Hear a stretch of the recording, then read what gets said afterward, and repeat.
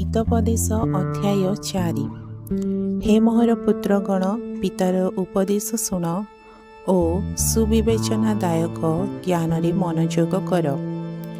जेहेतु मु तुम्हांमानंकु उत्तम शिक्षा देउअछि, मोहर आदेश परित्याग कर नाही।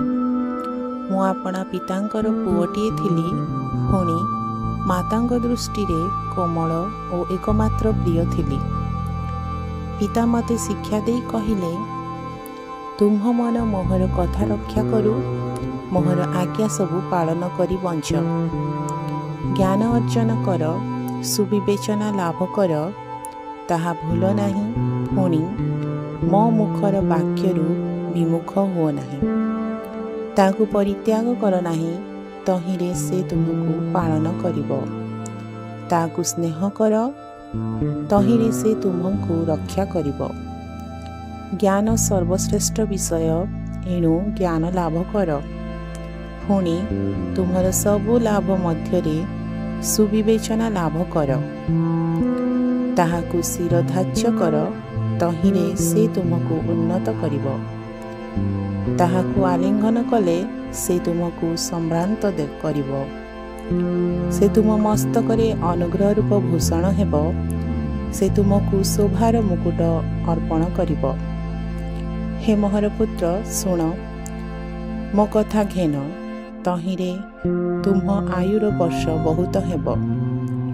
मु तुमको ज्ञानर मार्गरे शिक्षा देइअछि, मु साधुतार पथरे तुमको कड़ाई अछि। तुम्हें गमन करिबा बेले तुमर पाद संकुचित हेब नाही। पुणी दौड़िबा बेले तुमे झुंटिब नाही। उपदेश दृढ़ करी धर, ताकु छाड़ी दियो नाही। ताकु रख, कारण ताहा तुम्हर जीवन। पापी मानंक पथ मध्यरे फस नाही, एवं दुष्ट लोक मानंक बाटरे चाल नाही। ताहा परित्याग कर, तहिर निकट देई जाओ नाही। तहिरु विमुख होई चली जाओ। जेहेतु कुक्रिया न कले सेमाने शयन करती नाही। पुणी काहाकु पतित न कराइले सेमानंक निद्रा भांगी जाए। जेहेतु सेमाने दुष्टता रूप अन्न भक्षण करती, पुणी दौरात्मा रूप द्राक्षारस पान करती। मात्र धार्मिक मानक पथ प्रभातरे आलुओ तुल्य, जहा मध्याह्न पर्यंत आहुरी आहुरी तेजस्कर हुए। पुणी दुष्ट मानक बाट अंधकार तुल्य, सेमाने काहिरे झुंटी पड़ती ताहा जानती नाही। हे मोर पुत्र, मो कथारे मनोयोग कर, मो वाक्यरे कर्ण डेर। ताहा सबु तुम चक्षुरु न जाओ। ताहा सबु तुम हृदय मध्यरे जत्न करी रख।